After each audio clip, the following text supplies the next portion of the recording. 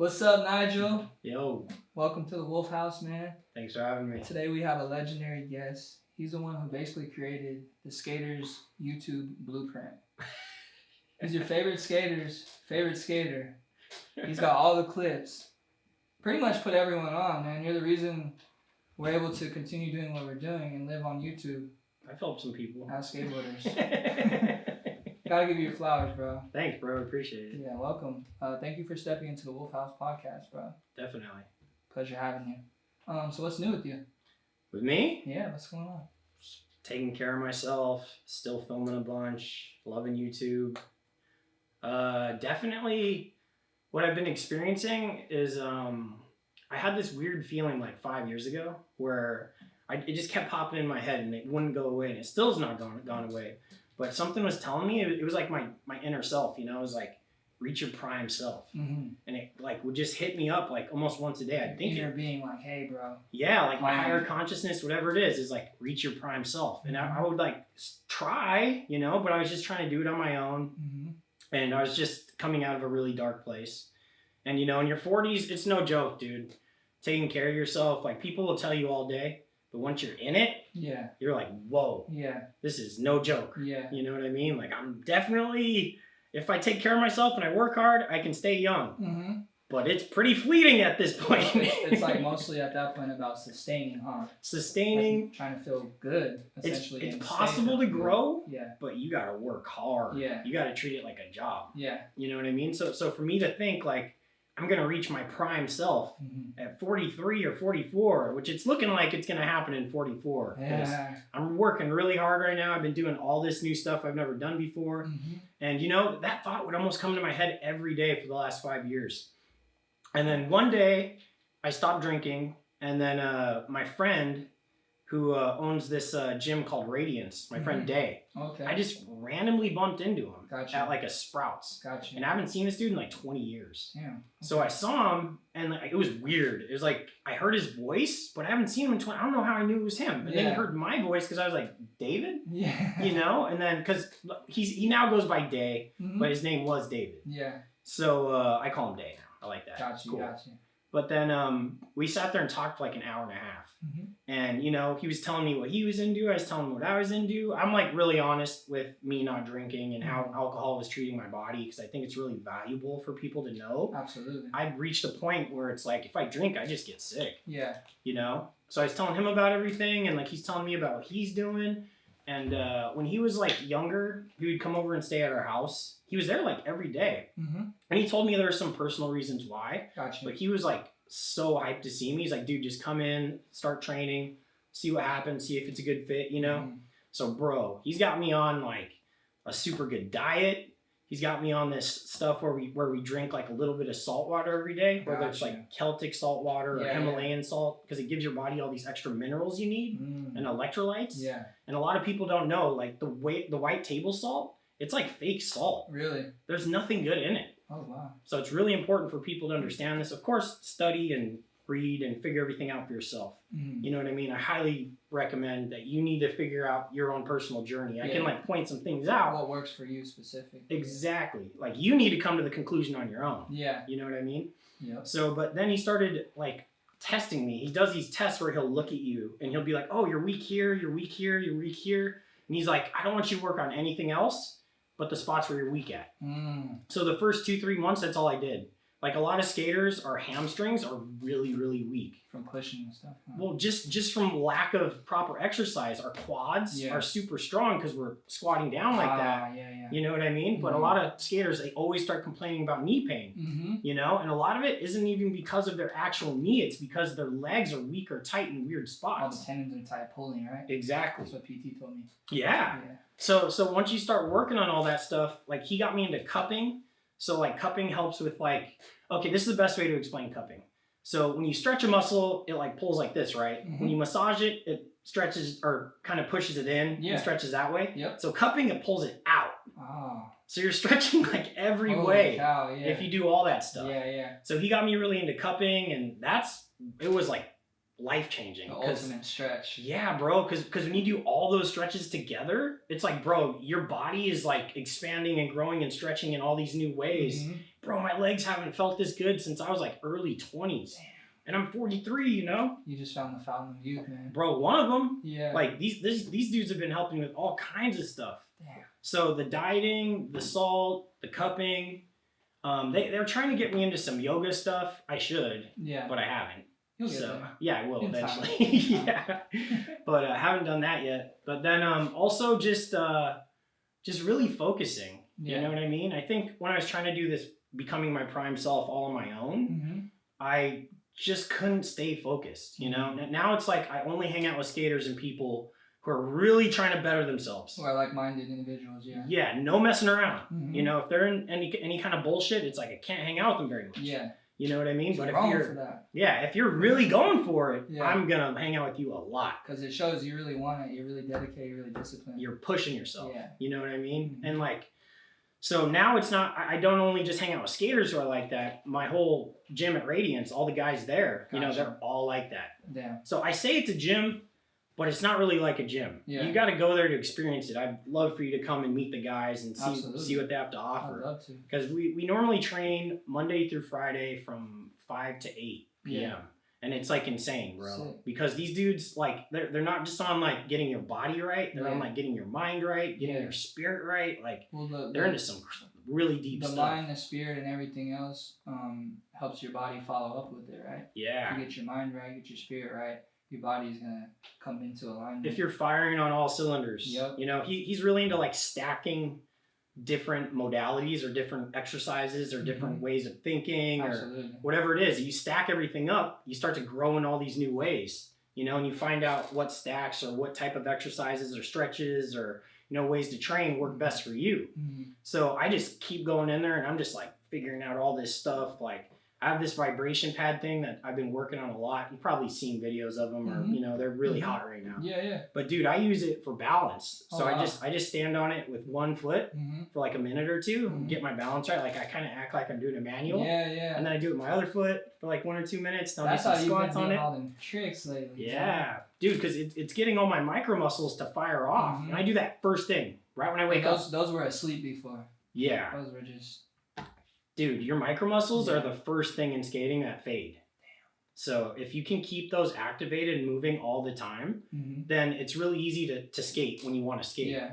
But if like you're not firing those off all the time, that's why with skating, it's like you could lose stuff so quick. Oh, it's crazy, right? So fast. Yeah. Like it's not like riding a bike. Try to come like a trick you had before, like you said, you had it dialed, and then all of a sudden, say you get injured or something, and you're trying to come back, and for whatever reason that trick just doesn't click anymore. It's gone. Or you'll learn other new tricks some way somehow. Yeah. And you're like, I never even tried that. That just unlocks. I've been experiencing a lot of that because I'm pushing myself so hard, and my body's changed so much. Yeah. Since I was this good. Yeah. So all these tricks that I couldn't do are easier. And then a lot of tricks that were really easy for me are hard. That's crazy. Right? Yeah, it's so trippy. Yeah. So it's like fine-tuning your body to like do the trick that you want. What works for you is really what it's about. That's all it's about. What's fun, what feels good, right? You know? Absolutely. And I feel like the best teachers and the best coaches, they say, this is what works for me. Yeah. Not this is how you should do it. Yeah. You know what I mean? Yep. Because it's like you're trying to give someone a tip. You're trying to help them. You gotta find what works for you. Absolutely. Exactly.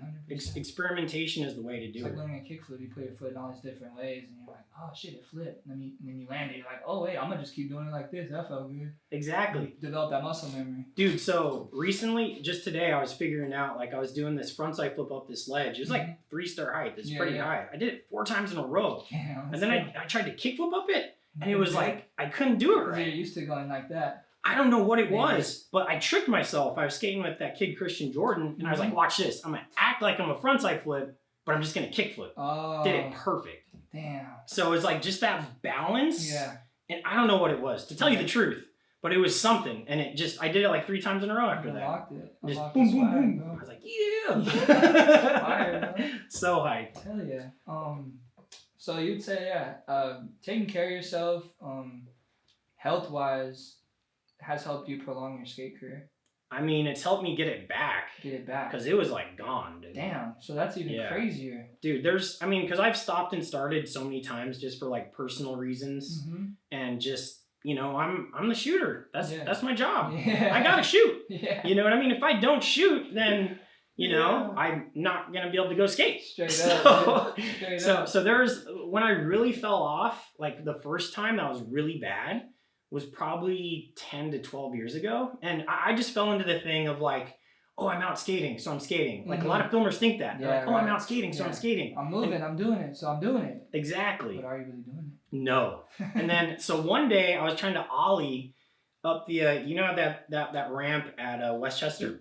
Sorry, excuse me. Do you know they have that Welcome ramp? To the Wolf House, everybody. Make yourself out. So they have the kicker ramp at Westchester. Yes. So I was trying to ollie into it. Okay. And I couldn't do it.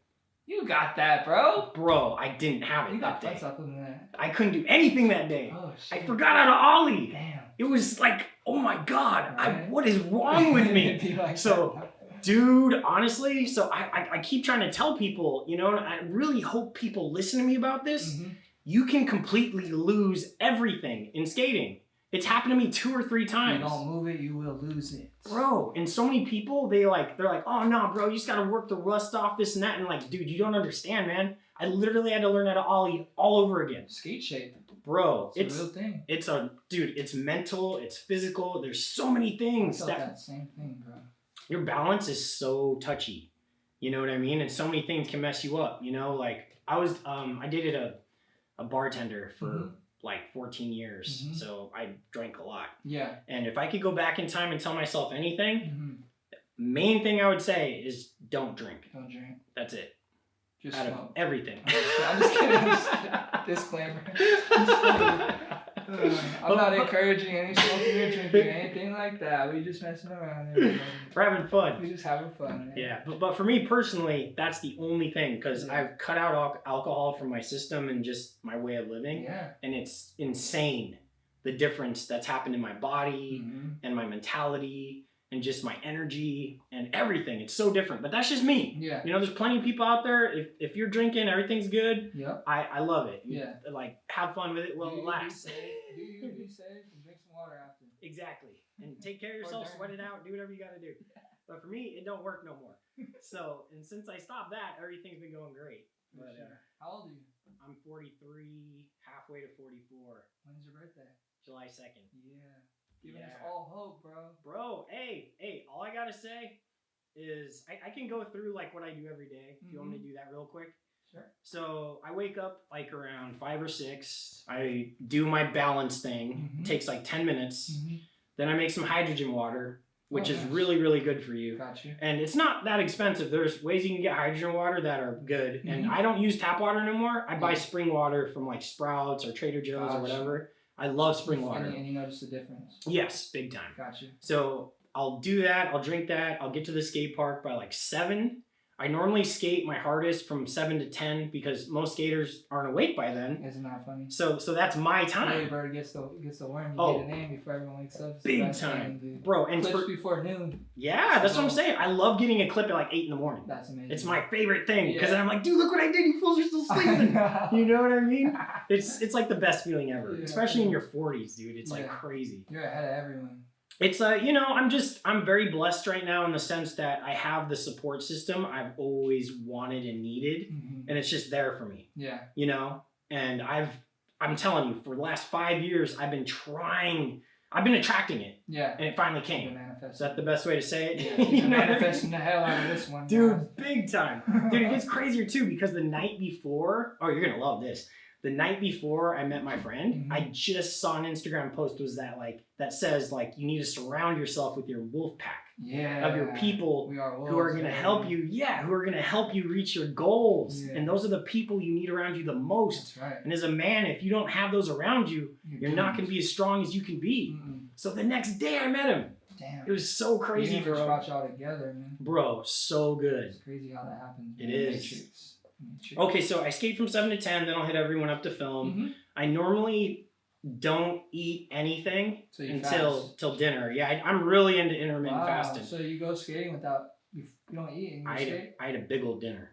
and then you make up for. But I'm also in my 40s. Yeah. I'm not as thin as I want to be, so I'm trying to get myself down to like a base weight. You know, through the years of drinking, I got some inflammation, some stuff I got to work on. I'm doing everything I got to do. Yeah. You know what I mean? But if I'm gonna reach my prime state, it's not just in skateboarding. It's just me as a person, physically, mentally, spiritually, everything. Respect. All across the board. You know what I mean? So I'm really doing this. Yeah.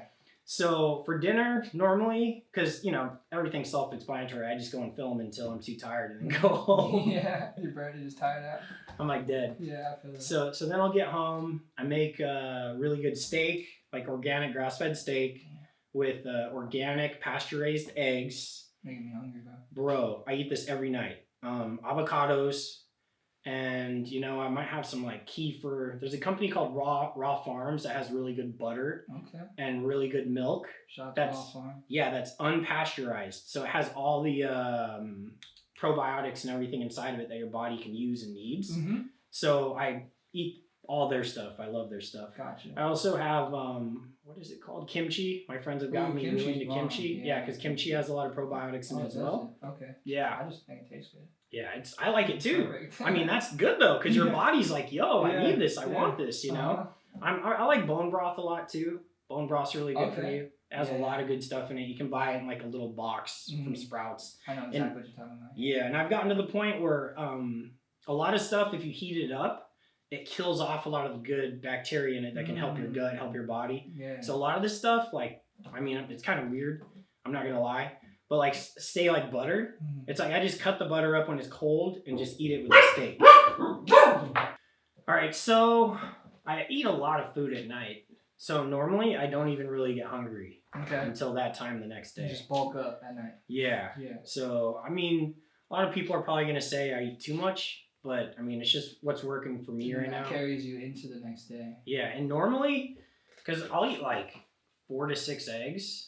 And like a big piece of steak and like 1 or 2 avocados. Damn. And normally it's like, even if I'm sore that night, I'll wake up and I feel good. Really? It's pretty trippy. Damn, because you're feeding your body the things it needs. Mm-hmm. The other thing I forgot to say is before dinner, I ice bath. Really? Yeah. So every night? Every night. Holy cow. Yeah, so like 10 to 15 minutes. What was that like? Like getting into that, how was that? Oh. The first ice bath, what was that like, bro? Okay, so... Your nuts fall off?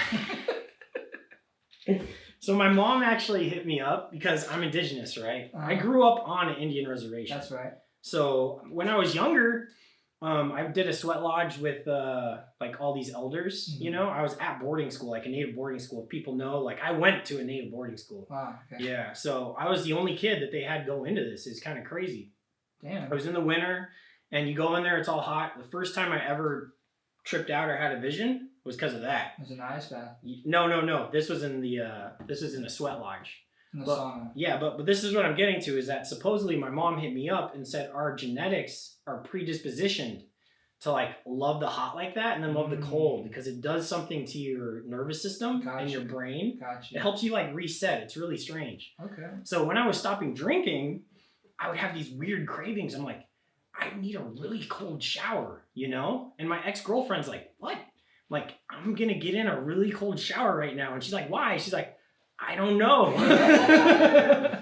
So I just get in there and it sucked. It hurt. You want to be like, oh. Yeah, because when you stop drinking, you know, sometimes you go through some bad stuff. It doesn't feel good. And stuff, yeah. So the cold would help my nervous system kind of reset itself. Mm-hmm. So that's kind of how I got into it, low key.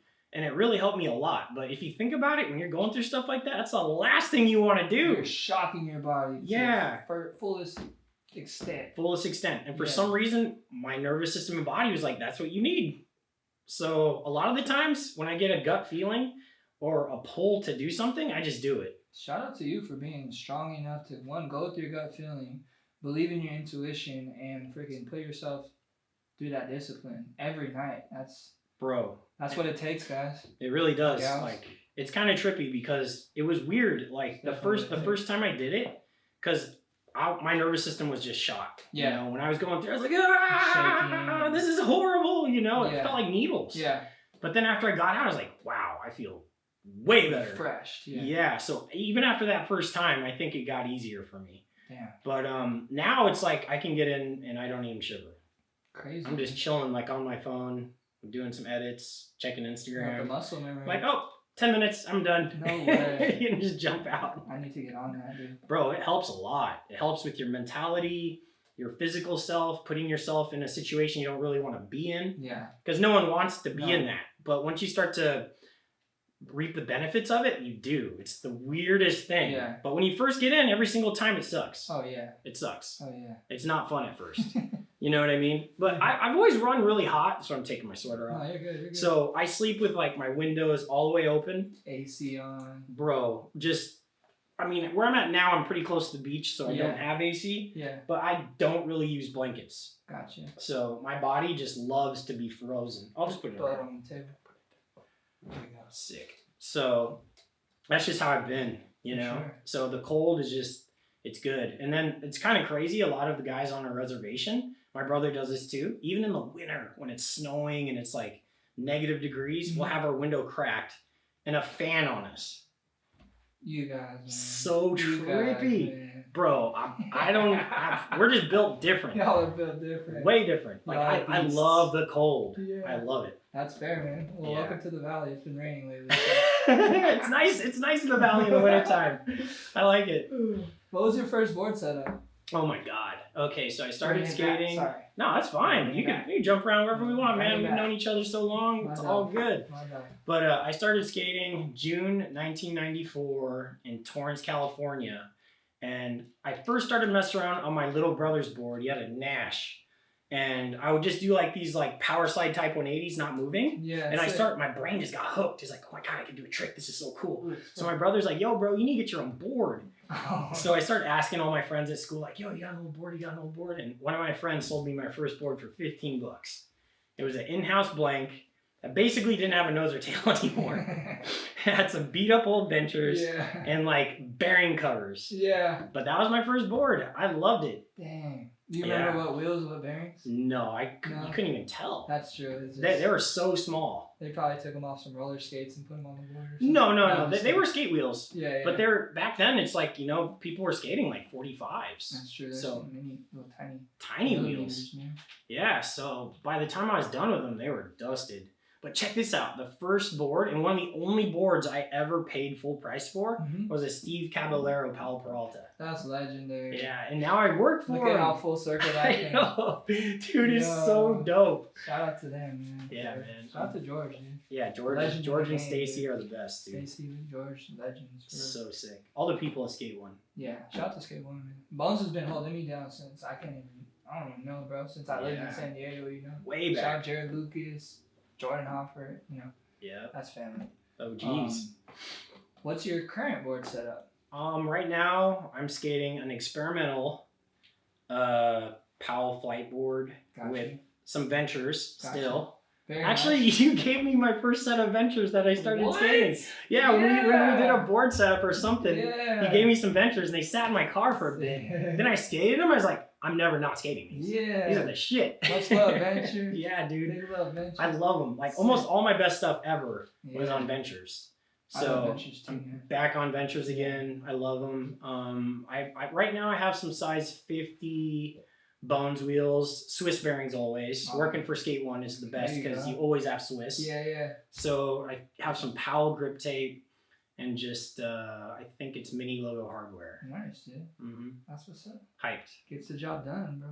Oh, bro, I'm psyched. I've never had a setup that I like this much. I don't know if you've ever stepped on a flight board or messed with them. They're unbreakable. Gonna have to try it. But they bend. Whoa. So a lot of the other companies, it's like, if you land on it off some big sets, it's gonna snap. You're gonna break your ankles because the board won't bend. Oh, because it doesn't bend. Yeah, with a flight board, you could run it over with a car and it'll bend. How's that flex so you're not gonna hurt your feet? Exactly. You're gonna absorb a lot better. So it'll flex and maybe even crack if there's enough pressure, but it won't break your feet. And it's really hard to crack or break them. So shout out George and Flight. And they got the formula. They always had the formulas. They got the formulas for boards. They had it for the wheels, the bearings. They done took over. You can look back through history and understand that George makes something, everyone else copies it. Damn. This has been since the beginning of skateboarding. George is just a huge innovator, and now him and Andy working together. Oh, it's done. Oh, bro, yeah, that's why just all this awesome new stuff just keeps coming out, and we're just like, oh my god, this is so skating cool. needs, bro. We need new creations, new innovations, fun ideas, bro. Yeah, keep this shit fun. It does. Yeah. It really does. You know, keeps people doing new tricks, learning new things. Like one thing I love about flight boards is I can skate them like for a really long time, and it doesn't lose its like responsiveness. Yeah. You know, sometimes boards it's like soggy. Yeah, it gets all soggy. You bend down and it like doesn't pop right. Yeah. So normally I have to switch. I can switch the grip online like 5 times. Damn, so you should be re-gripping boards. That's fine. Yeah, just the same board over and over and over. Would you skate new shoes, new grip, or old shoes, new grip, or new shoes, old grip? You know what? When I was young, this is really cool to talk about because when I was young, all that stuff drove me crazy. Mm-hmm. It was super hard to break in shoes. It took me forever, like a week or 2 sometimes. Yeah. Now, I don't know what happened. I can skate just about brand new everything, and I'm fine. You're fresh. It doesn't bother me. Yeah. But the only thing is, like, my shoes, I microwave for 1.5 minutes. Okay. And I put them on, and I wear them. Dang. Right away. You put insoles, like special insoles, or just? I use FPs. FPs? Okay, yeah, I love FPs. They're really good. Laces in or out? In, for sure. Yeah. I mean, Andy's new shoe, I've skated his Etnies, and I have a set that I set up with no laces. I was like, this is pretty sick. I don't even need them. Yeah. That's sick, dude. So as I get more pairs of those, I'll probably mess around with some of that. But, you know, yeah, it's trippy. That stuff used to be a nightmare. It's like OCD. Dude, now it's weird. I have it this way. It's like something like, you know, the body thing and the mental thing. It's like, I think now I'm just so happy to be able to ride on my board the way I do. Yeah. It's like I'm so happy just to do basic tricks that I'm not overthinking every little thing. It's like that part of my mind and my being kind of like reset. Yeah, I feel that. So it's like I'm in a way different state. That's like where I'm at, bro. I'm just having fun with this stuff, creating content, working with brands, trying to figure out how to market these products and help these brands, you know, get their stuff off. But in the meantime, while I'm doing all this, I'm enjoying myself because it's like a new, refreshing feeling. Really, right? Creating and stuff. Yeah. So having fun with it, not feeling like you got to compete with everybody. It's like way less pressure. I'm competing against myself, bro. That's it. It's beautiful. I was just talking to someone about that today. Who was it? Who was there? Oh, it was Johnny. Johnny Hernandez. Yeah. Shout out to Johnny, bro. We just had the same exact conversation. The only person I'm competing against every day is me. Yeah. So it's like when I'm with people at the park, I can just completely support everybody. Yeah. Because I'm not intimidated by anyone. You know what I mean? I'm only intimidated by who I was yesterday. Exactly. And I'm just trying to better myself in some way or form. And today I did it. So I'm really happy. You got me on a good night, man. Switch backside flipping up the ledge. Frontside flipped up it 3 times in a row. Figured out the hack for like stand like a frontside flip and just kick flip. Yeah. Went right up. We got the footy, y'all. We got the footy. Yeah. But it was a good day, dude. Amazing, bro. So super hyped on that. Happy you had a good day today, bro. Yeah. It didn't start off too well. Good energy, man. Because I started doing another thing. Because like I said, I like to stack a lot of things to like help me progress and get my body into a new state or prime state. Build on it, yeah. You know, to like push myself to that. Yeah, we're building blocks. So I started doing something that's kind of controversial. It's called ozone therapy. Okay. So a lot of people don't know about it, and you guys are going to have to all do your own research on this. So ozone therapy helps your body with detoxing on multiple different levels, with healing, and a lot of different stuff. And you can either do it through it's like a water filter charger thing where you put this little thing in the water and it charges it up.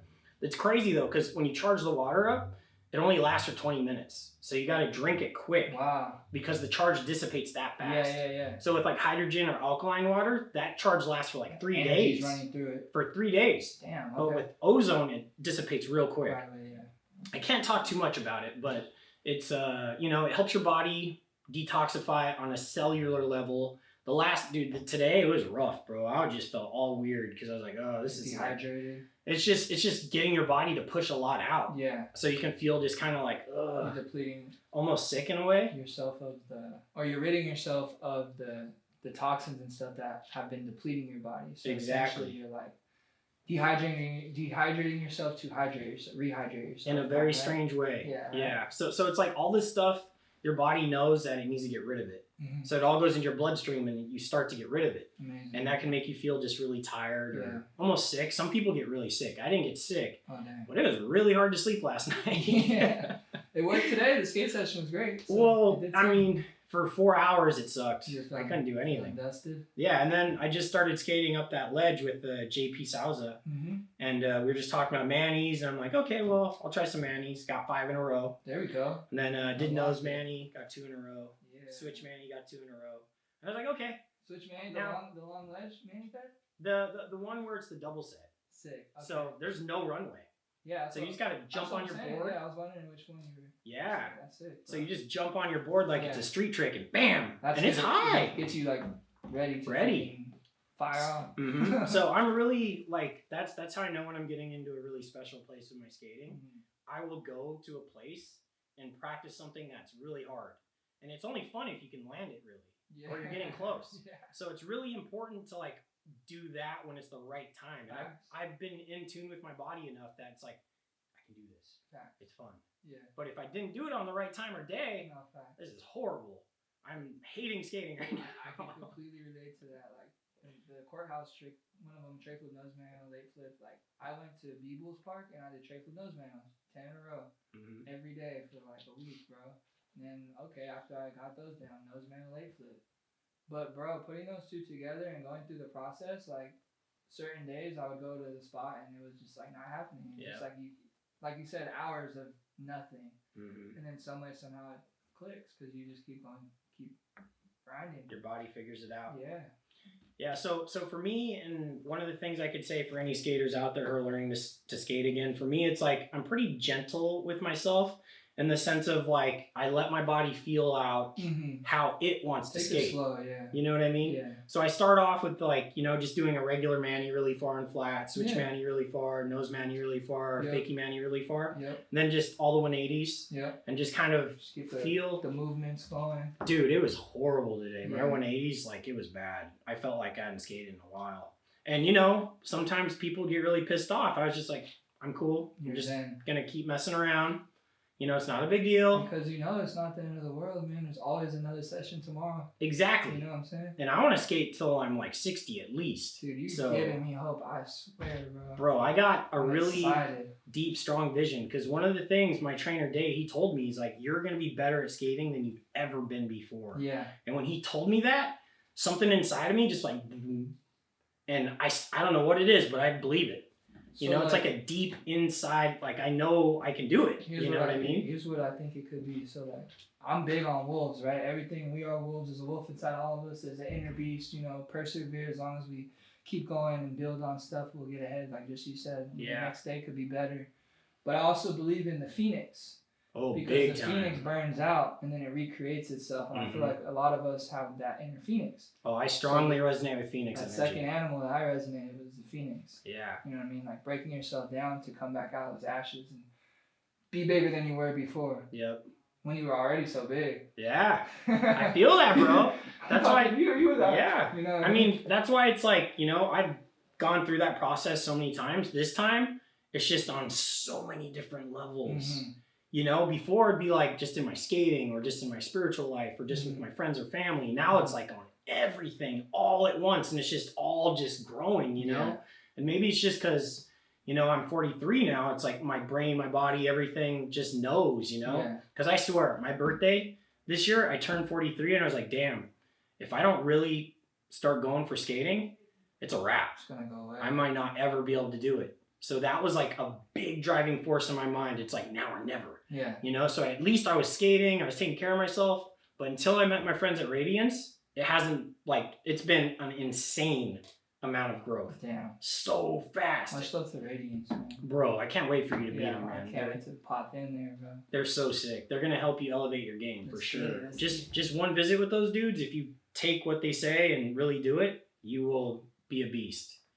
I'm definitely a student, bro. I'm ready to learn. That's how it is, Always a student, never a master. Absolutely. Yeah. How did we meet, Nigel? Can you let the viewers know how we started skating and collaborating on YouTube videos together? Like the games of skate, bro. 20 tricks for $20. Like that's where it started, bro. That is. Yeah. So it. I think before that, Were you at Maloof in New York, or were you at one of the contests? I did go to Maloof, New York. Yeah, so I think I was there, yeah. I think I was hanging out with you and Kevin there, and we just kind of clicked. Kevin and then, Romar? Yeah, Romar was there, and Theotis too. We were hams then. Yeah. Everyone was an ham. Everyone was an ham. Yeah. And then somehow we just started hanging out for YouTube videos, and I think we were doing Games Escape like right around the same time as Battle of the Barracks. Our stuff went viral. Like big time, and we were just before the Battle of the Barracks. No, I don't know. Actually, I don't know. I'm not gonna claim that. I think we were about to say you're right, dude. But I loved our games, and I still do when we look back on them, because we were just totally having fun. We're joking around, like, "Oh, that one sucked. I'm gonna do another one. Oh, that one sucked. I'm gonna do another one." No holds barred, fun Games Escape. Just having a good time. That's how we were able to do the craziest tricks, because we didn't really put pressure on ourselves. I didn't feel any pressure. Bro. We were just having fun. Yeah, we got to get back to that, because that was a good time, dude. Go check out those Games Escape between me and Nigel. Man. Definitely. I'll leave comments with the links. Yeah. He helped me learn so many tricks just during those Games Escape. I swear. Dude, I was pulling shit out of my ass. Bro. Isn't that so cool how that'll work? Like when you're just having fun, it's like I have this weird thing where if I just try a trick, like today with the switch backside flip. Yeah. I have been working on that trick. But when I first tried it, I was just like, I'm just going to fling it. And I got so close. Yeah. But if I was like, I'm going to do this right out the gate. It's like it won't pop or something. It's weird. Yeah. You're thinking too hard.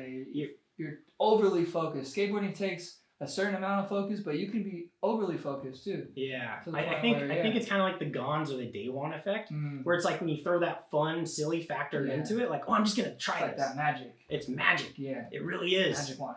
Yeah, like so many tricks I've almost done just because I just was like, oh, I'm just gonna try. Yeah. You know what I mean? And then you almost do it and you're like, whoa!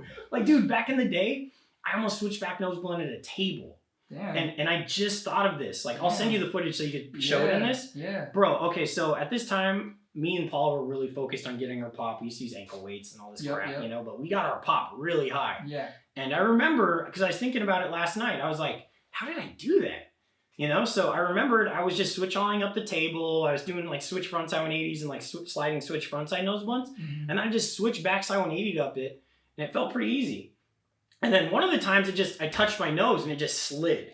Oh shit. I was like, what? You know what I mean? A table though. Bro, when you see this clip, dude, it's like I had it. Yeah. And the crazy thing is like this has happened to me on a couple different things. So if I would have just went back the next day, the next week, and only focused on that trick, I would have for sure done it really good before anyone. Damn. But I didn't do that. I feel like you did that on a lot of tricks. Yeah, I kind of did. A lot of firsts, I'm not gonna lie. I did some shit. You did a lot of firsts, bro. Like, you were switch flip backtailing, switch backtailing. Switch big flip. You helped me learn switch big flips in that game of skate. Like, tricks like that, bro, that people are just now kind of catching up to, you were doing that. How long ago was that? A long time. When was the switchback nose one? What year maybe? 2000, 2001. Yeah. 2024, man. Bro, so crazy. But dude, today I'm switchback 180ing up this ledge. It's like 3-star height. I can feel it. Yeah. It's in there. I know it is. Switchback nose one. Yeah, bro. Maybe like I can Jake feel Horn it. Or something. I did it on Jake Horn. You did? Like 5 years ago. Oh. John Hill filmed it. Oh, there we go. Hey, but that one kind of sucked. I would like to go back and do a better one. Let me film the next one. Let's do it, dude. That'd be so tight. But bro, it's crazy because like, I'm getting into all these different modalities of thinking. Like, I'm doing box jumps at Radiance now. And I won't just do like 10. Dude, I'll do 60 jumps within 30 minutes. Damn. Just bang them out. Bam, bam, bam, bam, bam, bam, bam, bam, bam. And it's kind of crazy. Do you remember Aldrin Garcia? Absolutely. When he did the highest ollie? Yep. So DeVille Nunez. He trained for that. Yeah, he trained. Sean Hayes trained him. Yeah, and DeVille Nunez, shout out DeVille, he told me how he trained. And he said Sean used to bring him to, Sean Hayes used to bring him to like a loading dock, a high one. No. Well, some of that too. Okay. But he brought him to a loading dock and would have him jump up it 100 times. Oh my God. And this dude would be puking and sick and everything. So it's like, I'm just basically doing what the dude who got the highest ollie for a while. Rocky-ish right there, bro. And you know what's crazy? Shout out Aldrin. Aldrin was the shortest guy to hold the highest ollie. So to me, he still kind of has the record in a way. Because for his height and how high that was. He jumped double. Bro. Compared to the taller people. Bro. It was no joke. So I'm adopting that type of mentality. I did 2 days of box jumps. So first day was 50. Second day was 60. I did some single leg stuff too. My legs felt okay the next day, and then the day after, dude, they were so tight. Oh yeah. They weren't sore though. Yeah. It's like I haven't really been sore lately. Yeah. Stuff will just get tight. Like it felt like shin splints almost, or no? I got shin splints once. When I just recently did my first regular nose blunt at Harbor City. Yeah. And from carving on it many times, because you had to carve to the left and then bam to the right. So it's like a street trick kind of. Yeah. You know what I mean? Yeah. It gave me a shin splint, and that took a while to heal actually. But shout out cupping. Man, that can get some stuff to go away real quick. Get a chance, guys. Bro, and cups aren't that expensive, but you should work with someone first so they can teach you how to use them properly. Oh yeah. Because you can mess yourself up. Mess yourself up, like cup your face or something. Bro, there's certain parts of your body you're not supposed to cup. So be careful with those cups. But do your cupping research. Yes. Okay.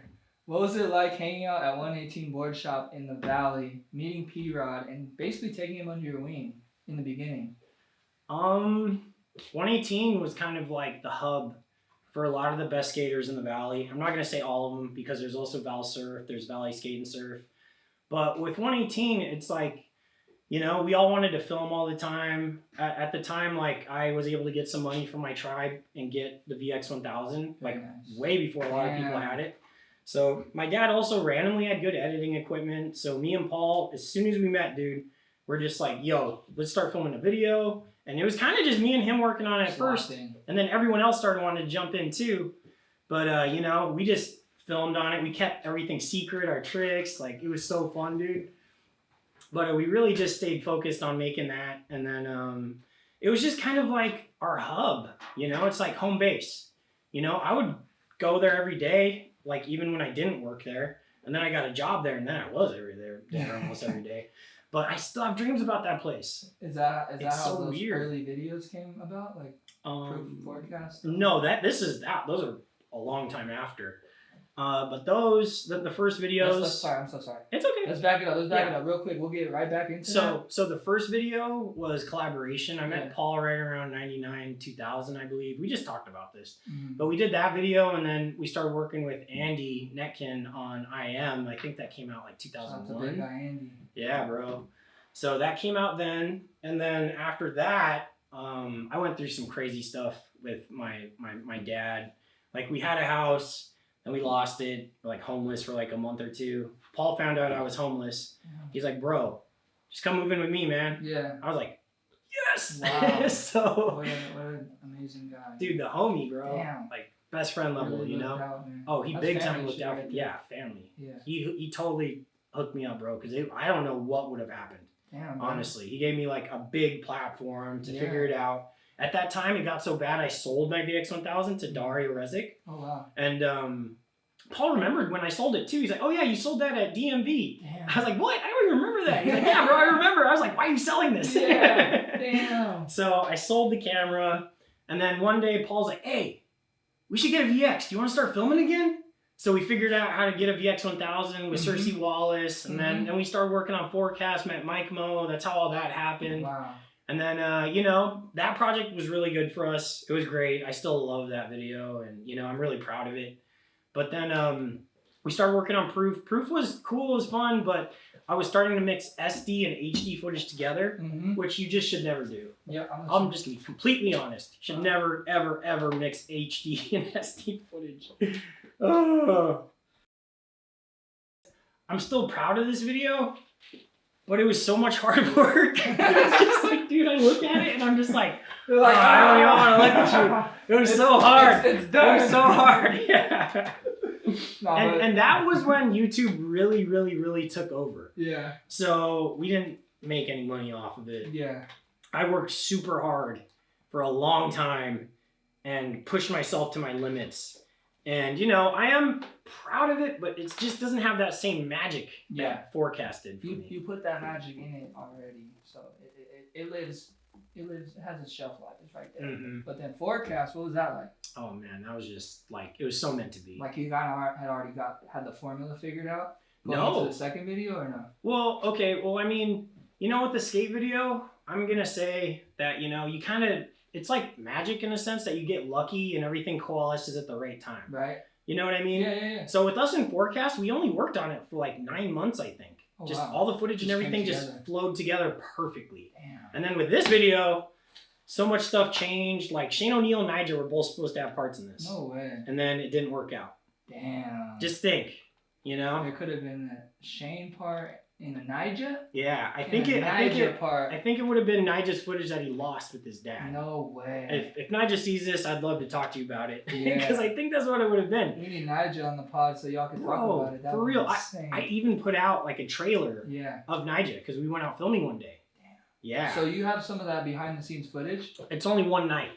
Because at that time, him and his dad were traveling around, and it was hard to skate or film with them. Absolutely, yeah. So, but there was one night, I put out one trailer, and that was it. Some gold. Some secret gold in the vault, man. It was a really sick backsmith that we went and filmed at nighttime, and, you know, I was really excited, because I've always been a Nigel fan. Like, what was it, Frost?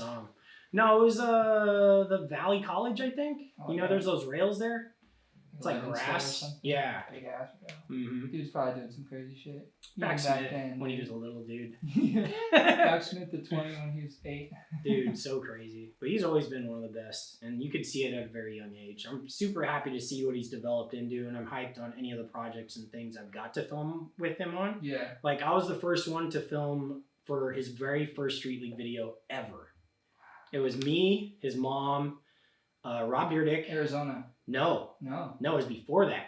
Wow. It was a secret session at the Street League. Oh. Like, do you remember that video? I do remember that. Yeah. I was like, yo, what are they doing? Nigel's tapped in. How is he? What's he doing? Yeah. Bro. Hey, that's all Paul and Brian Atlas and Rob Deerdick. They gave me a big chance. Yeah. And shout out those guys. You know, they helped me a lot. They did. Rob, low-key, kind of was the one who pushed me into YouTube. He just came in one day. I had an office at the Fantasy Factory. And he saw my channel. He's like, he just kind of said it. But I got the same feeling when my friend said, I might be better at skating than I've ever been. Mm-hmm. Rob said, like, Nigel, if you killed on this YouTube thing, you could be running it. And it was just like, yeah. Wait, so you just ran over that. You had an office at the Fantasy Factory? Yeah. You said that so, like, nonchalant. You know, okay, so what was that like? So one of my big things for success is I don't think about my past that often. Got you. I only think about what I'm gonna do tomorrow. Yep.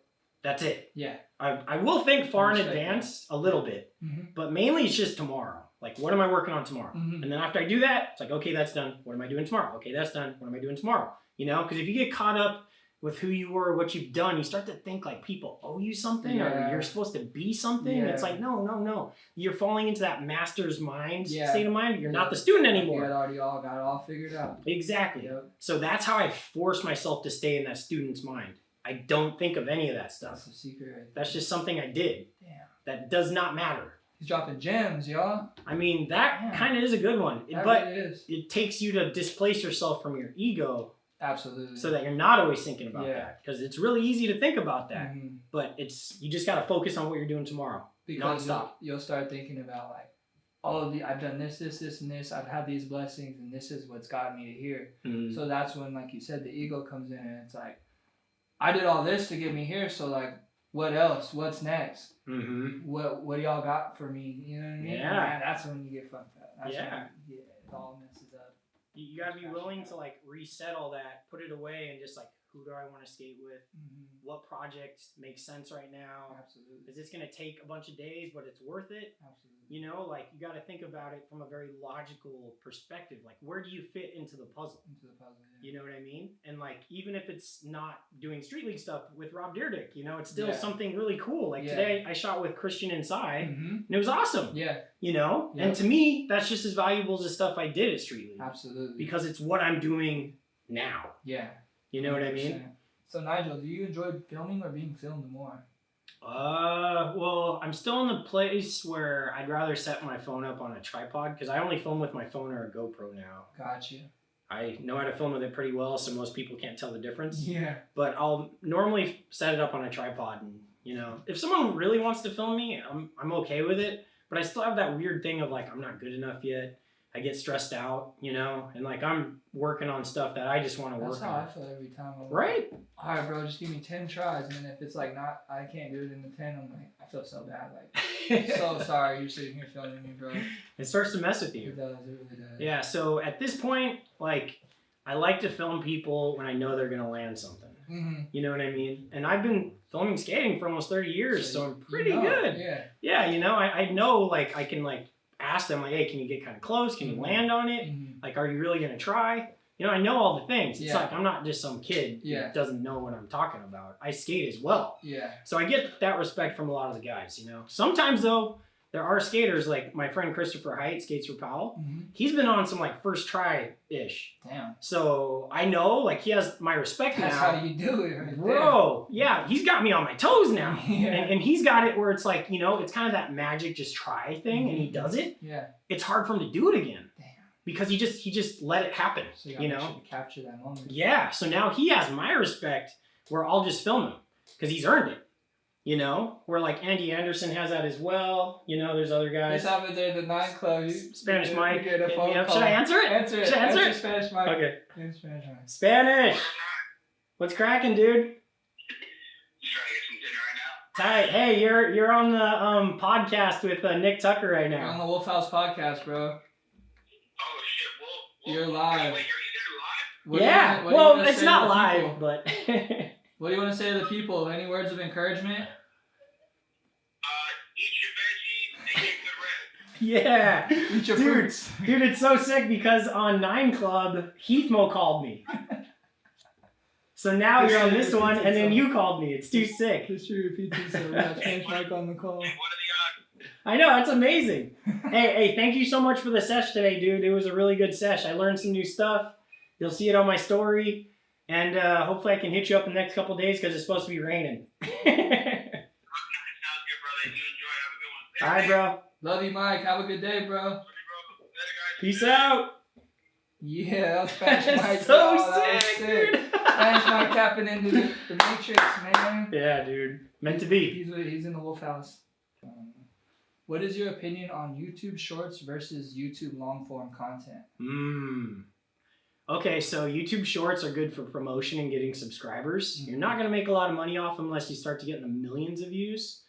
And, you know, you should do those once a day. I'm starting to do them once a day. I learned from Spanish Mike and Paul because they do once a day. Yeah. And they also do long form, and their channel's killing it. I know, they're booming. So, dude, I'm so happy for them. They're crushing it, man. They've been working really hard at it and staying focused, and, you know, they listen. I talk to them about stuff and they always listen. So I'm like, that's awesome, dude. It's awesome. I'm not going to say that I'm responsible for any of their success, though. They are responsible for their success. They are killing it. And, you know, I'm just hyped that everything's working out, you know? Because Paul, by far, deserves to have one of the biggest YouTube channels in skateboarding. Oh, yeah. You know what I mean? Yeah, by far. So, and he's always put out good stuff on his channel, but he just never got the momentum going like he's got right now. The consistency, yeah. You know what I mean? He's found his lane for sure. Yeah. And it's cool to see because, like you said, it inspires me a lot. I'm sure it inspires a lot of other people too, right?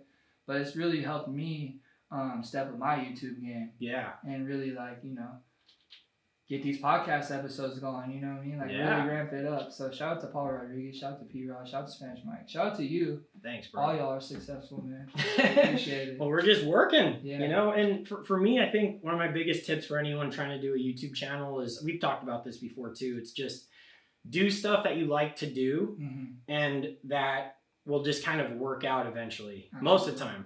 But it's like, if you focus too much on views or likes or comments or whatever, it's going to drive you nuts. You're going to get stuck. Yeah, it's not going to be fun. Because even if you do find a success in that, say you do run up the views, at some point you may reach a place where those views aren't hitting anymore. And then now you're sitting there like, I've been doing this way and it's been going good. And now I got to pivot and I don't know what to do because my shit just fell off. Yeah. So hopefully y'all never get to that point. But, you know, it's important to keep that in mind and just always be ready to change with the times and pivot. And that's my biggest advice. If you're going to be a YouTuber, Instagram, or anything, be ready to adapt. Be ready to adapt. No matter what. Absolutely. Like, the world's all about change. The universe is all about change. That's 100%. The only thing that doesn't change is that everything changes. So it's like, you just got to be ready to change whenever it's time. That's right. You know? I wish I would have jumped on the shorts earlier. I do. Yeah. I'm doing it now. And I got a short with Andy that broke 1 million. Sick. And, you know, I'm just doing them. And honestly, I don't even care about the views anymore. I just put it up. I know it's good. Yeah. If my fans are happy, cool. That's what I mean? Do for the supporters, man. Yeah. we want to know what y'all want to see and what you guys are into and what you guys like, because that's what we're going to produce. Yep. And I try to only put up stuff that I'm proud of. Yeah. That's like part of my legacy. Of course, yeah. You know what I mean? Of course. So that's what I'm saying. They help us, by letting us know what they want to see or giving us that feedback, whether they fuck with it, whether they like it or they don't like it. Hopefully they like it, and then we can build on that, Exactly. But keep it genuine, keep it authentic. Yeah. And they'll always come back, Yeah. Yep. Appreciate them for real. Shout out to the viewers watching the podcast right now, man. Straight up. Thank you guys for watching. Appreciate you. Yeah, for real. Got mad love for you. Has the YouTube algorithm changed since it started? Oh my God. And how has it?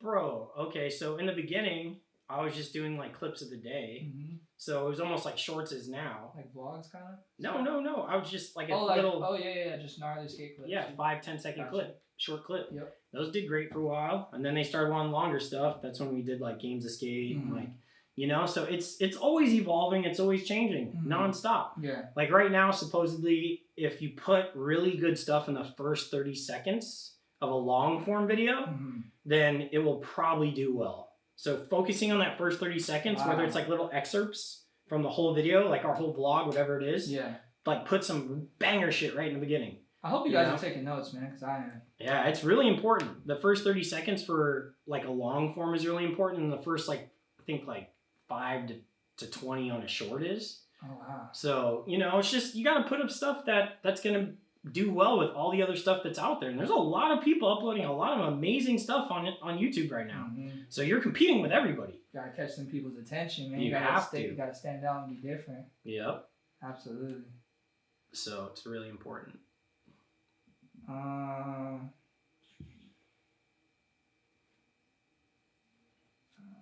Wipe this off. Sorry, bro. There we go. Go edit though. This shit will be cut. Cool. I know. He's dead moments. Okay. Talked about the gym. Talked about an average meal.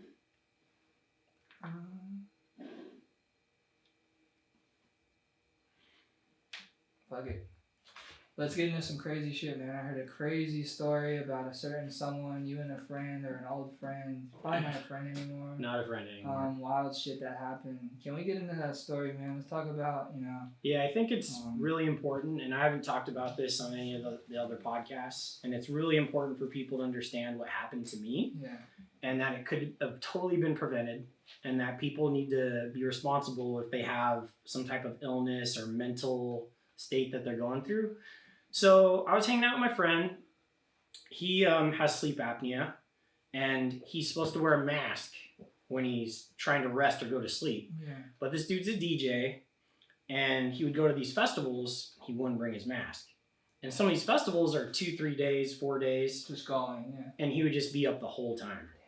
And staying awake past, I think it's 48 hours, it's almost worse for your brain than any drug, alcohol, anything. Start to become delusional. Dude, if you stay up a certain amount of days, it causes brain damage that is insane. And then you add that in with drinking or bad food or whatever it is, you're just recipe for disaster. Gnarly disaster. Damn, dude. So my friend hits me up after a festival, and I knew he went, but I was like, oh, whatever, because I've hung out with him a couple times after that stuff, and he's fine. So we were hanging out, went to the beach, chilled, everything was cool. He was saying some kind of weird stuff though, now that I think about it. So he's showing early signs. Early signs, and honestly, I'll never ignore those early signs again, because he was saying some weird stuff. He was like, can you hear me? And he wasn't talking. I was like, he was talking to himself. Are you okay, dude? Dude. I just kind of blew it off. Yeah. So we went back to my place. My roommate's there. He's cool. Everything's fine. I introduced him to my roommate. We're hanging out. Everything's cool. As soon as my roommate left, he just snapped. He followed me into the bathroom, closed the door, and started trying to push me into the shower. And I was like, yo, bro, chill. Leave me alone. Yeah. I thought he was just messing around or something. Yeah. Then it just got real serious. And we ended up wrestling and fighting in this bathroom for damn near 30 minutes. And dude, it just got really strange because I knew he was going through something at this point, and I knew it was really dangerous. And like, he was my friend, so I couldn't fully fight back. I couldn't, like, hurt him. Like, what if I would have accidentally killed him, bro? I'd be in jail right now. Yeah. You know, even if I hurt him at all. So I was in this weird place of, like, I have to fight you and protect myself, but not hurt you. Yeah. So it got to the point, after 30 minutes, he pushed me into this window, and I cut my shoulder. 30 minutes of going...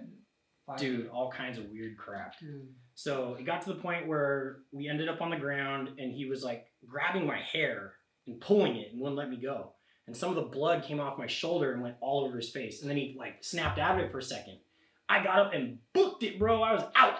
I ran out the house. I was like, I'm out of here. Covered in blood. Yeah. Blood all over my shoulder. Scratched up. Bro, luckily I didn't get hurt anywhere else. That's what I'm saying. It was like a very interesting wrestling match. Yeah, the angel's protecting you, man. Dude, straight up. And honestly, that was definitely one of the worst days of my life. We ended up getting outside, and he was gone, bro. He was like saying all kinds of crazy shit. He's like, I fucking hate you. I want to kill you.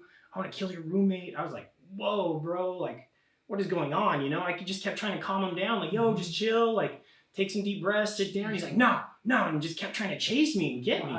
And he was like trying to get me to come back in the house and all this crazy crap. And luckily, one of my neighbors like called the cops. So he went back in the house for a sec.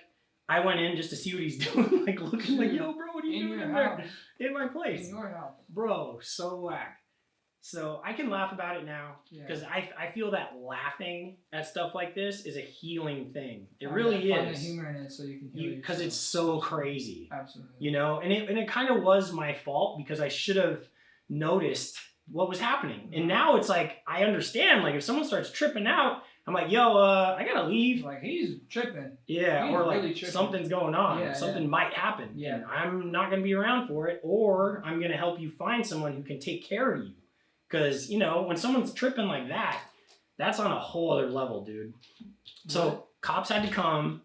They arrested him in the middle of the street, strapped him up, brought him to the hospital. He was like locked up for like 4 or 5 days, pinned him down, the whole thing.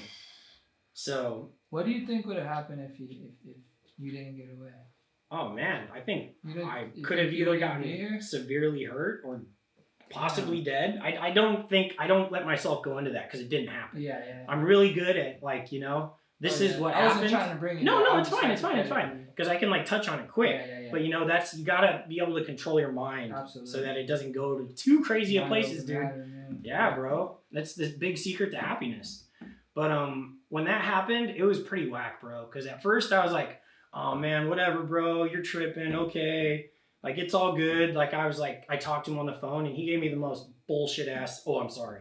You know what I mean? And I was just like, you know, I didn't pay no attention to it at first. I was like, oh, dude, I'm not going to tell anyone, whatever. You know? And then I started thinking about it. I'm like, wait, this dude knows he has sleep apnea. He's told me that he's had sleep apnea and that he can't sleep, but he didn't wear his mask this whole time. Yeah. Then I got mad. I went from the victim mentality to the warrior mentality real quick. I was like, fuck this guy. And then I went and like pressed charges, did the police report, everything. Like, I let everyone know who knows him what happened and that they need to be careful if he's, you know, doing shit like that. Yeah, because you got to protect the other people. Bro, you have to. Like, I mean, it obviously is about you, but it's even bigger than this. With who I am in my channel, I'm a very informative person. I'm an open book. 100%. I help people with a lot of different things, you know, whether it's learning to skate or I used to do smoothie videos, or now it's like, yo, watch out for your friends, man. If they're tripping, it's not your job to deal with that. Yeah, it's no one's job. That's facts. You know, like if they really love you, they won't put themselves in that situation for you to have to deal with that. People gotta hold themselves accountable, man. Dude, and that's it. He like just thought everyone should deal with this shit. So after that, I went from like, oh yeah, you know, like victim mentality to like, fuck you, you're whack. Like, that's it. You know what I mean? So that's when I put that video out, I let the whole world know, you know, it's like, you should not be in that state of mind. Mm-hmm. You know, like if you're in that state of mind, you put your friends or family through that, you're a piece of shit. Yeah. You know what I mean? There's no excuses for that. There's no excuse, especially when he could have completely prevented that. Well, thankfully you're here, bro. We're talking. You're still able to get these clips in, bro. That's all in the past. You don't got to worry about craziness anymore. That helped me so much. Like, once I got out of it, the next day was really crazy. I tried to go see a movie, straight out of panic attack. Like, I've never... PTSD, bro. Dude, it was messed up. I started freaking out because I started researching panic attacks. Said this could be like the rest of your life. I was like, hell no! I'm not dealing with this. No more panic attacks, right? Bro, guess what I started doing? What'd you do? The ice baths. Like crazy. crazy. Stop having panic attacks. Dude, it reset my nervous system. Probably regulated your nervous system. Yeah, but dude, I had to do like 6 a day. It was like nonstop. I was just getting in and out of the ice Thankfully for like 3-4 days. Bro. Thankfully you found that. Bro, if your intuition tells you to do something crazy that might be healthy, you might want to try it out. I'm not even kidding. Yeah. Because I still have not even gotten close to a panic attack. I feel great. You know, I'm happy as hell. Amazing. You know, but that was a big eye-opening experience for me. It kind of did help push me in the direction I'm going. Yeah. You know what I mean? But honestly, I wish I could help every person as much as I want to help them. Mm-hmm. But some people, bro, if they're not going to help themselves and they're going to put you through shit, you don't need to be helping them. You can lead a horse to water, but you can't make him drink. No.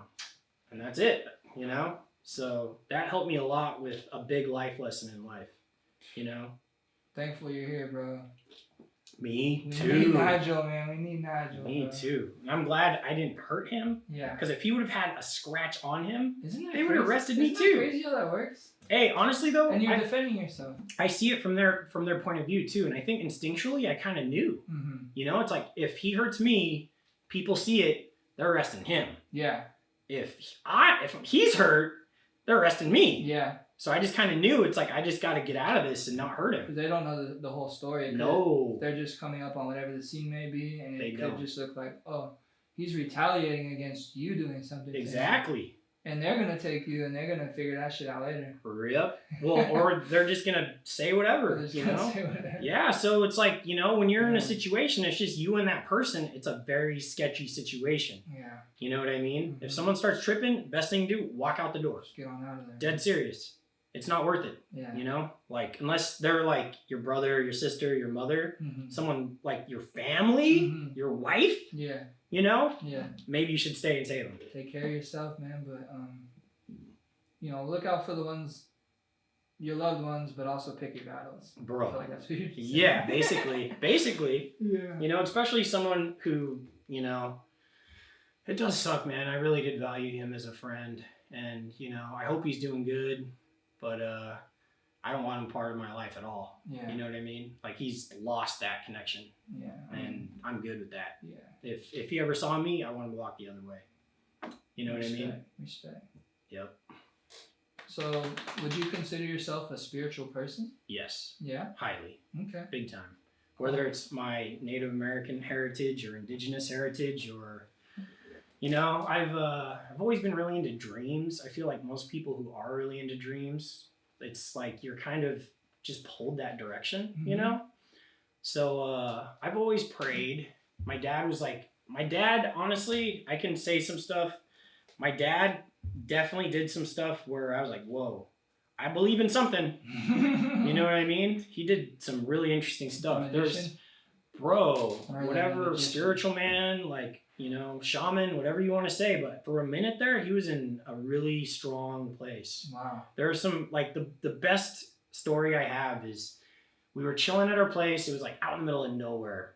He was upstairs just praying, you know, just chilling. Like we used to do ceremonies, like us just all in a circle and we'd pray and hold mm-hmm. hands and all that stuff. Mm-hmm. It was a beautiful time of my life. I really, really loved that. And it gave me a strong sense of family, you know? And thinking back to that, I'm very, very happy. You, right? Dude, yeah. I'm so glad I experienced this stuff. But one time my dad was praying, all of a sudden he jumps up.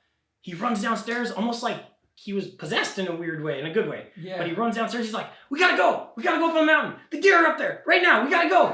So we're all like, what? It's like all of us, my brothers and sisters, were like, dude, you're tripping. So you can ask Nathan, Rainbow. Yeah. They were there. Yeah. They know, we all tell this story. Holy cow. So we're like, okay, whatever. We jump in the van, drive up the hill, it's like 25 minutes away. Mm-hmm. See the biggest buck we've ever seen with like 10 deer. Damn. And he's just sitting there like, I told you! You knew, huh? Yeah! It's like we called upon him or something? Bro, we didn't even pull the gun out to shoot. We were just like, he knew. Yeah. Like the universe, God, whatever you want to call it, it told him. We experienced it. We saw it. He's tapped in. And there's like 5 or 6 of us. bro, it was no joke, dude. And I've definitely been around a good amount of stuff like that. So yes, I am definitely a spiritual person. That's amazing. I believe that's an amazing and story. more than what we can see. Right. You know what I mean? Different dimensions. Yeah, trusting your intuition, 100%. like energy, like all that stuff. You know, like my intuition has pushed me into doing some amazing things. Got you here. Bro, it's made you successful, man. It's one of the only things that got me here, because do you remember back in the day when I was doing YouTube, everyone thought I was nuts. They're like, what are you doing? Like, why are you doing this? Because like I could have worked for like all the biggest companies. Like, nah, this YouTube is where it's at. Right. And I just knew it. You had the vision. I was psycho You with had it. the vision before there was a vision. Exactly. I was so I knew it was gonna work. But isn't that? And like I was so stubborn too. I was like, nope, it's pulling me to it. That's what they say though. You gotta have delusional self-confidence. Yeah. Because that's what's gonna drive you to put in that work and whatever it is you're passionate about to get you to that next step in that place. I'm delusional self-confidence. Like, no matter what, I'm doing this shit. Yeah. Like everyone's saying, oh, YouTube this, da da da da. Now look. So it's kind of everyone's on YouTube. We all on YouTube. Now I don't seem crazy anymore. This is on YouTube. Okay, so it's delusional belief in yourself, but then taking the logical steps to reach that impossible goal. Yeah. So you got to be logical with your craziness. Yeah, that sounds crazy. But it's the truth. You know what I mean? With everything that I'm doing, it's all leading to that crazy goal. 100%. If I'm able to achieve it, honestly, it's crazy because I feel like I don't see it not happening right now. Yeah. It's only been 5 months. That's manifestation. Dude, I say skaters, sorry not to cut you off, but I say skaters are the strongest manifestors, bro. Dude, we can be. Maybe, I'll say one of the strongest manifestors because we're over here failing.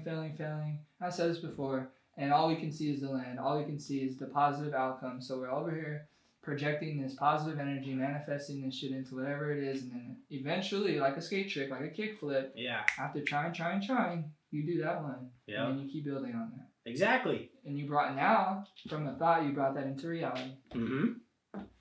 It's practicing manifestation. And that's a big thing I think with manifestation a lot of people don't understand is it takes your vision plus hard work. You got to marry those together. Yeah. And you got to be very, very, very persistent. With the plan.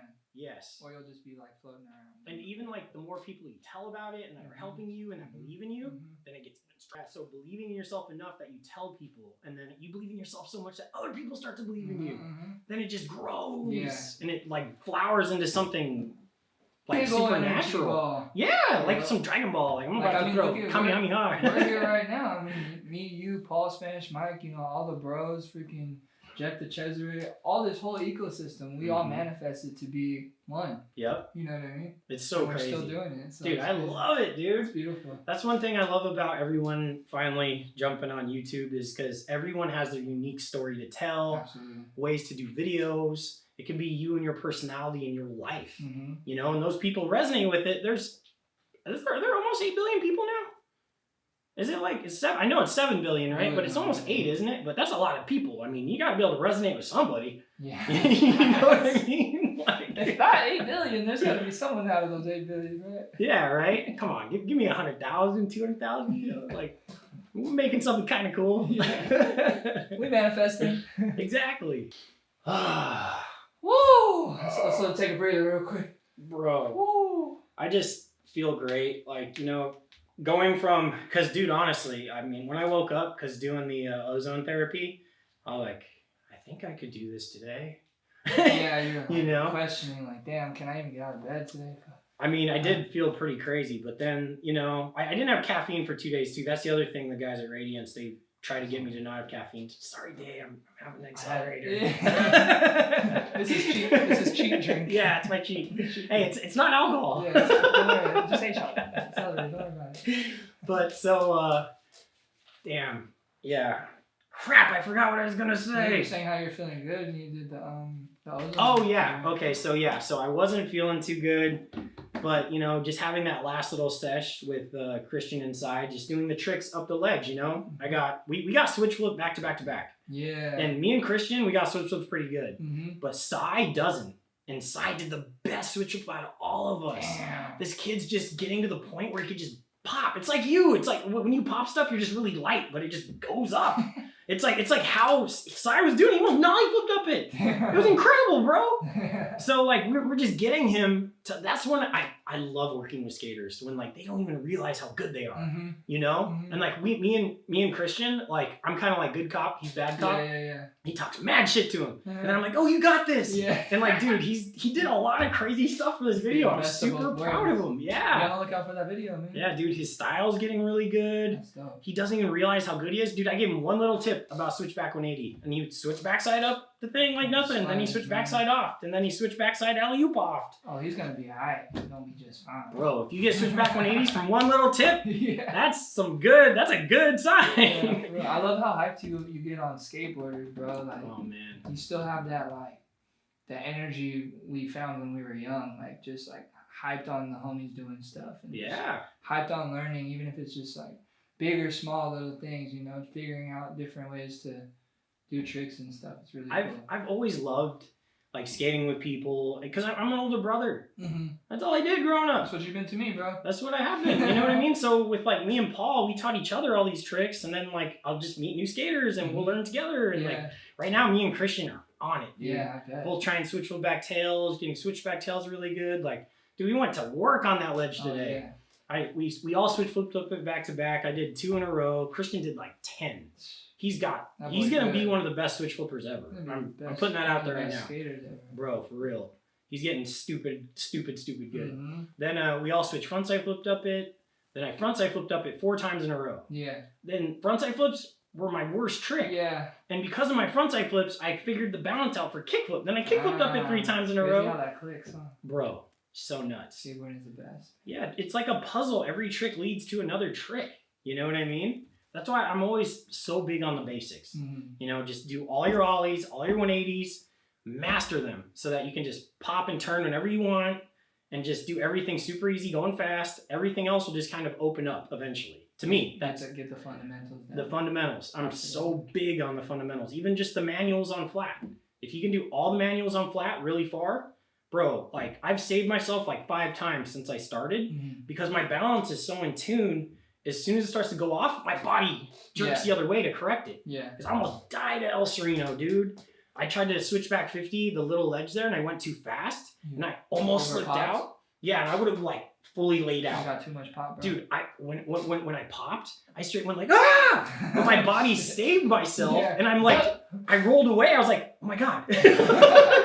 But I those crazy bails, but you're like, oh, bro, I couldn't believe it. But I felt so stupid because I yelled. But like, I didn't even need to. My body saved me. That's it. Yeah, but doing those kind of weird practices with like manis on flat and getting your body just so in tune with your balance, it gets to the point where it's really hard to fall. Yeah. Like I do have to start doing more tricks where I fall because I kind of fall like a 43-year-old now. Like, it's not graceful. You know what I mean? Because like falling is a practice too. Yeah, you have to fall to get good at it. Yeah. So it's like I've seen myself fall on video. I'm like, oh my God, like I don't look like I know how to fall at all. You know, so I have to figure that out. Just never fall, you'll be good. Bro, I mean, that's impossible. I wish it was possible to not do that, but I keep falling. So let's do something real quick. I like to do this thing. It's called the drip check. So we're just gonna go over what you're rocking, your outfit, what makes up of Nigel's ensemble. Cool. So just show them what you got on right now. Cool. I've been really down for all the clothes and gear that Bones has been making since I worked for Skate One. I love all the Bones stuff. So I don't know if it's Vern or Jared or Rob. Someone's in there making rad stuff. Yeah. So I get all their stuff. I got that sweater too. Sweater's killing it. I got this dope jacket I always wear that's black with white and yellow. So if you guys want some fire gear. It's comfortable too? Dude, it's comfy. Like pretty soft fabric, bro. Yeah. Well, I take all my shirts and I wash them with like a bunch of fabric softener. And then I throw it in the dryer with like 3 fabric softeners too. Oh, damn. So they're like broken in right away. Super soft. Super soft. Got you. So that's a good hack. What else? My pants. Someone should start hooking me up with pants. Because these are Amazon pants. Get this dude a Dickies deal, man. Yeah, that'd be great. Any pants. I mean, dude, it's just, you know, I mean, I'm not hating on Amazon, though, because that is just, like, the time of life that we live in. But these pants are $20. And honestly, They're so good. I do a little thing on the bottoms. I don't know if they can see this, but Andy Anderson taught me this. You kind of like make your own little drawstring. Mm-hmm. So you drawstring them at the bottom, but these are, let's see, they're 38 length, 36 waist. The Amazon chino pants you can get in any size. And they stretch. Yes. Damn, so you can skate in them without ripping the crotch. For $20. Damn, Amazon sponsor my man. What about the socks? The socks. What socks do I have? I think they're just some Amazon socks too. I have been wearing. So this is some funny crap. So I mean, these are my Twigs, my Adidas Twigs. Thank you, Carl Watson. Love you, man. You've been sending me all these shoes, keeping me shredding. I have been destroying these suckers though, man. But, switch flips been going crazy. Bro, switch flips, kick flips, everything. But the Twigs, I really like these a lot. Someone was telling me they're not going to stop making them. Oh. And then I hit up Carl. He's like, no, man, you're good. I was like, okay, yes. 50 pairs. But bro, the Tyshawn's are super good too. Mm-hmm. Like I haven't skated the Boost Nets. I think I should. Gotcha. But I really love, like, dude, that's just So sick shoes. Yeah, look at that. That's so good, right? Fire, I do always super glue them though. You know, sorry, that's just what I do. Because then they last longer. Yeah. Because I like to skate my shoes for a while. I think. Things. Yeah, I think Carl sent me shoes like a year and a half ago, and I switch all my shoes out. I'm always skating different shoes. I still skate some of the first ones he sent me. Damn. Yeah, because they're these cool white Twigs. He's all out of shoes. He doesn't have any. Make sure you send him the box. Don't let you No, but they're all beat up. So I actually just hit up Carl for shoes. So he's sending me some more. But, you know, I do like skating them when they're new and fresh because they look really cool. And then I also want to rock the stuff that's new because that's good for the company. Yeah. You know what I mean? If I'm skating those old shoes, no one can even buy them no more. Yeah. So I could see why, you know? Sure. And he laces me up. He gives me like 6 to 8 pairs like there we go. once a year. Shout you know? to Carl, man. Yeah, Carl's the man, Big dude. love. Carl's always been a G, man. Always has the best energy. Some of the best tricks in skateboarding too. Coolest style. Yeah. Coolest just vibe. He's a cool ass human. Dude, nollie half cab, switch front nose grind in the middle of the ledge at Pier 7, 180 out. Yeah, like what, bro? Goals. So many combos, man. Bro. Keep up. He was flying too. And that clip he's hauling ass. Hell yeah. It's like, how'd he do that? Dreads swing. Dude, so sick. What else? I Let's see. think that's shoes. You put any special laces in them, or you just rock the just normal laces. FP insoles though. Gotcha. Yeah, There you go. I'm. Dude, you know what's nuts? I weigh more now than I've ever weighed. Really? Yeah, but it's all muscle, You look, which I'm pretty you look psyched the on. same, bro. Yeah, crazy. You look right? healthy. You look strong. I'm trying to get there. Like I said, my prime self. Yeah. So it's not just my skating ability. Go, dude. It's like how I look, everything. Yeah. I'm going for You got it. the glow, bro. Skin Trying. and everything. Trying. Hopefully if I stay on this path. The other thing that Dave's been trying to get me to do, my man just did a 16-day fast. All he had was water and salt water. And we all thought, like, you know, I don't know how he's going to look after this. He lost like damn near 20 pounds. But dude, he gained it all back so quick, and he looked great in like 2 days. All the right places. All the right places, because his microbiome and his gut healed. So I feel like that's my next step is the fasting. 20 days fast. No.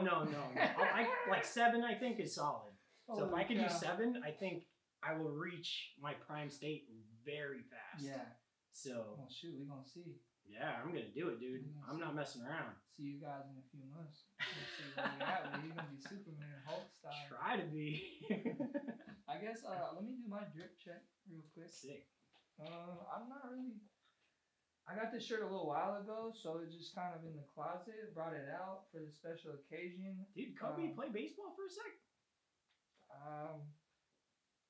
Do we know the backstory to it? I feel like the viewers might know. Did he play baseball before playing basketball? I don't know. I'm kind of naive to this. I don't know. Yeah, leave it in the comments. Yeah, let us know.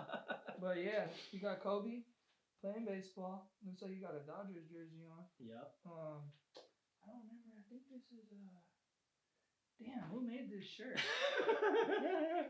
Hey, I save shirts for like 10, 15 years. That's what I'm saying, bro. I really love this Really shirt, so I just dope had ones? it in my closet. You know what I mean? And I was like, oh, let me wear this today. I love it But when they the hooked shirt me up a while back, so appreciate y'all for blessing me.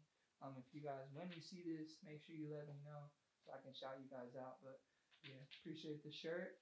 We got some Gokyo Ri pants. These are from Japan. Really? My friend owns this company, and they outsource stuff. He does cut and sew, and he makes everything on his own. So he makes blessed them. Me. Yeah, he blessed me with these. Wow. Yeah, that's dope. So you got the pants sponsor. Kinda. I got these one pair. Then we got what are these called? The lottery dunks. These so this comes with like a little coin you scratch right here and has a secret pattern, a hidden pattern. No way. It's like a different color. I haven't scratched it yet because I'm gonna just keep them like this for a bit. You know, till they get a little messed up. Wait till it's time. And yeah, socks. I think I got some Nike socks on. Just standard Nike socks. Sick. I'm not wearing my wolf chain. Some jewelry. What's up with the hat? Oh, we got the hat. Can't forget the hat. Legacy. Shout out to the homies over at Legacy blessing me. The cool hat. What's Legacy? It's just a cool clothing company. Oh, cool. Yeah, like so I want to make sure it's not a shop or something. No, it's a fashion brand. Dope. Yeah. Shout out to Legacy though. Usually wear a watch. Don't got a Nixon watch on right now or a Rasta clock, but that's what we got. Gotta switch it up every now and then. Absolutely. So, bro, I really appreciate you coming through the Wolf House podcast. No bro. problem. Kicking it with us, coming all the way out here, sitting down, talking your stuff, sharing your journey and your experiences. Is there any advice you'd like to give upcoming YouTube people? Is there any advice you'd like to give people who are just getting into YouTube? One of my big things is that I just tell people, do it because you love it, because you want to make videos. Be willing to work basically for free for 6 months to a year. You might get lucky right away. Put them 12,000 hours in there. Yeah, man. But just do something that you love and that you'd want to make anyway and that you'd want to look back on. Oh, this is something really cool I just figured out that everyone should have a YouTube channel for. So basically, YouTube channel is, if you unlist it so no one can see it but you, it's free storage for your life's personal diary. Wow. So you could literally film whatever you want and upload it to YouTube for free and save it for your whole life. Just have that. Give your family the password. Wow. And they could literally look at whatever you have on there. And I just figured this out a couple months ago. I was like, oh my God, everyone should have one. Creating those memories and savoring those memories. Bro, just think, like I have 25 years of my life. If I ever have a brain injury, God forbid, or start to have dementia, anything like that, someone could just put my channel on. You can go back, open up all those pathways, and you know what I mean. Oh yeah, 20 tricks for $20. Yeah. Oh yeah, Nick. That might open up a whole part of my brain that was closed. Right. You know what I mean? Like we're in a very lucky age. Right. It's a free video diary. You could save it and then show your kids a day from every day of your life. Yeah. Which is, and it's amazing. That's an extension right there. Yeah, and that might somehow turn into you becoming a YouTuber. You know what I mean? Absolutely. You never know. So that's a big thing. Everyone should have a YouTube channel. Get on your YouTube gang, guys. You heard it here first. The YouTube pioneer. He's the reason we're doing this YouTube stuff. I don't only speak for myself. I feel like I can speak for a lot of the skate industry, a lot of the skaters. And honestly, man, we're just grateful to have Nigel. Grateful to be in your presence, bro, and grateful for you to come onto the pod. And just keep going, bro. I'm hyped to be watching and hyped to get inspired and motivated. Skate as much as we can, bro. Let's get it. Clips coming soon, man. Lots of new content, too. Woo! I'm about to give him all kinds of stuff. Uh-oh. He's about to give me the jams. It's over. No, I'm just kidding. Thanks for watching, guys. Thanks for watching. Love you guys. We are wolves, baby. Woo! Peace. Yeah. Fuck yeah, dude. Is that cool? Is that cool? We're good. Yeah? Yeah. How long was that? Have you been a dreamer? Do you dream? I don't really dream, dude, but when I do, they're intense dreams, and I feel them. Yeah. Yeah. Word. Well, so I've been a lucid dreamer basically since I was like 5 or 6. I don't know what was going on, but my parents raised us on scary ass movies. All the Freddy Krueger movies, we were watching them when I was like a little kid, bro. And like, it's kind of crazy to think about. But the first time I went lucid, I was getting chased through my school in elementary by Freddy. And we're all running. And like, we get outside, we're like, okay, we're gonna get away, guys. Yeah. And then boom, all of a sudden, Freddy's claws pop out through my stomach. Oh my God. And I just look down and I'm like, I'm dreaming. Yeah. And I didn't even wake up. I just kept dreaming. I like became someone else. Did his claws go away? Like they disappeared? I turned into another person. Just morphed. Yeah, that was one of the things I would do. It's like my imagination somehow knew, or my spirit, or my soul. You're like dimension hopping or something. Exactly. I don't exactly know what it was. Yeah. But, you know, I just learned from a very young age how to lucid dream. And I've always had a really crazy imagination. I mean, I learned how to read from comic books.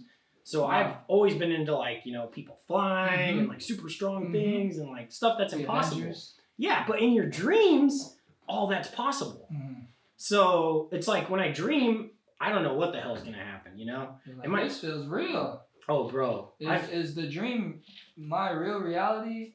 And then when I'm awake, I'm actually dreaming? That's like what you're thinking? There's definitely some stuff I've experienced where I feel like, you know, because this starts to get into like the metaphysical, and this gets into a place where it's like, is it really happening? And to me, I'm completely okay with maybe it's just all in my head. Yeah. Until I can do certain things, because I've gotten to the level of astral projection where you're actually popping out of your body. Wow. And I listened to this like hypnotizing track that like helps you teach your mind how to do it and then your body how to do it. It took a really long time. Listening to it every single day, doing all these crazy breathing exercises and getting your body in tune to be able to do it. Some people can just do it. I've met people who can just pop out. Now explain, what is astral projecting? So astral projecting. Astral project. Okay, so astral projecting is when either it's your consciousness, your soul, your energy, whatever it is, pops out of your body and can venture around in the different dimensions or our dimension or whatever it is.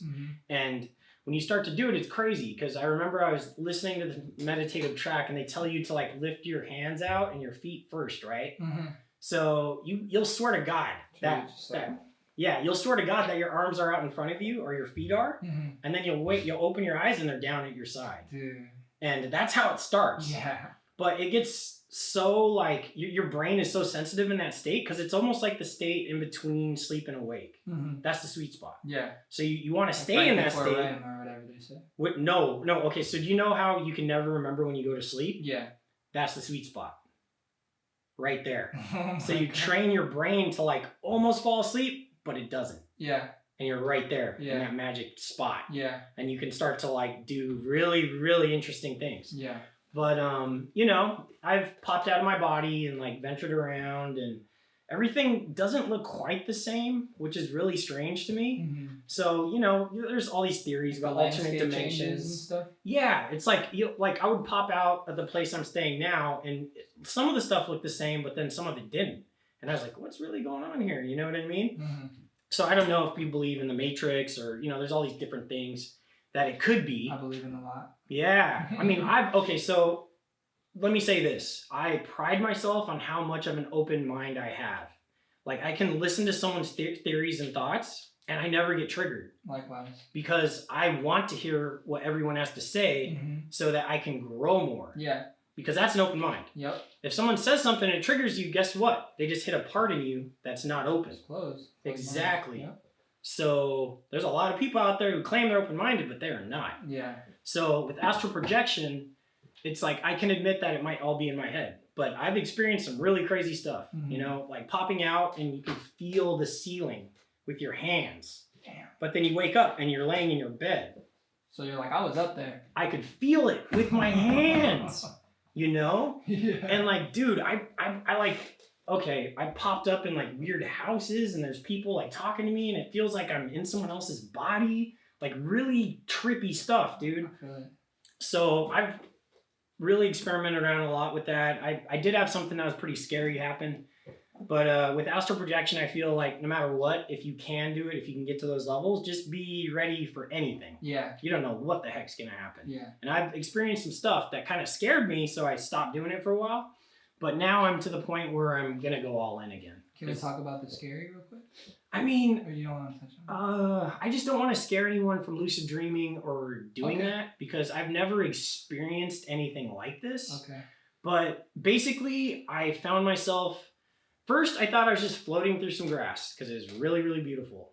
And I felt it. I felt the grass going under me. And, you know, can you imagine that? It's really nice. You can smell the trees and everything, and the grass caressing your arms, right? So I was like, oh, this is awesome. And then I came to and I looked up and someone was dragging me by the leg. Oh my gosh. So then I was like, oh. But then I saw that they had a knife. This ain't good. Yeah, so in my dreams, lucidly, like nothing messes with me. If something messes with me, it's gone. Yeah. Like it doesn't exist anymore. Gotcha. I annihilate it. Gotcha. So I did what did I instinctually do? I saw the knife, I reached up, grabbed it, and just went to town on whoever it was. The dream person. Bro, or astral, person. Whatever it was, dimensionally, but it felt super real. Like, insanely real. Like, the dude fell, let go of me, I started running, right? Yeah. And then I woke up and I was like, I was like breathing intense. Yes. Yeah. And it still is like a real memory in my head. Like everything was so visceral and so real. Because if you've ever experienced anything, like with what happened with my friend, those memories are super burned into me because it was a traumatic event. Yeah. So it was just like that. It was a traumatic event. And I don't know what it was. If I was in someone's else's body here in this dimension, or if it's like on another planet, or like, who knows? But all I know is I really lived that. And it felt extremely real. And I got so freaked out, I was like, I'm putting this on the shelf for a while. And I just stopped trying. And now you're back, so what are the positive effects? The positive effects are just experiencing something you don't think is possible. Yeah, like some magic. Bro, it's straight as like magic. Yeah. Like you're popping out of your body. Yeah. And like, dude, you get to these places where, I've had these crazy adventures where I'm like flying around through these cities and I'm just coasting like it's nothing. Mm-hmm. And then going to these like worlds that are impossible, that it's like gravity works different there, and like the way they build things is different, and it's like these are like memories. Mm-hmm. It's not like how you think of a dream. No, it's like I can remember everything perfect as day. Like you did that. Like I really did that. Yeah. Like, and I have like just so many days like that. Like a lot of my friends, the guys at Radiance, are like really into lucid dreaming right now and cataloging everything. Mm-hmm. I remember everything every night. Damn. You know what I mean? And it's like, dude, it's like a gift and skill I've had. So I learned how to astral project during the pandemic. It's like something inside of me, just like how I'm after my prime self right now, right? Mm-hmm. It was like, all right, you're good at lucid dreaming. You've been doing it forever. You need to learn to do this. Yeah. So I listened to it, and I learned how to do it. I did that one time. I guess maybe it was astral projecting where I went to sleep and I was in my house and I found like a stack of money. I don't know how. I found money like outside, random in the street or something. I don't know, but I found a stack of money. Yeah. And I remember going to bed right when I found, or I remember waking up right when I found that money and be like, shit, I don't have it anymore. Damn it.